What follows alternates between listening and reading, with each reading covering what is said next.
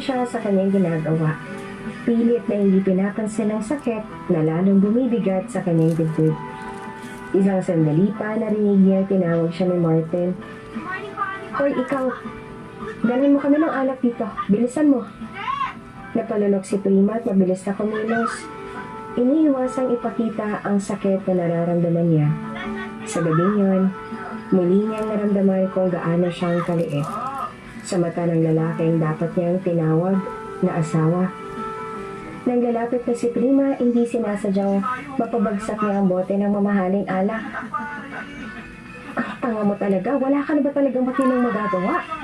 Singhal ni Martin sa kanyang asawa na si Prima. Napagalitan niya ito sapagkat nakabasag ito ng isang bote ng mamahaling wine sa kanyang party noong gabi yun. Wala namang ibang nagawa si Prima kundi tanggapin lamang ang galit na iyon ng kanyang asawa. Sorry, mahal.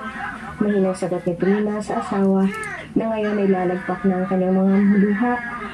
Hinila ni Martin si Prima sa isang gilid, tsaka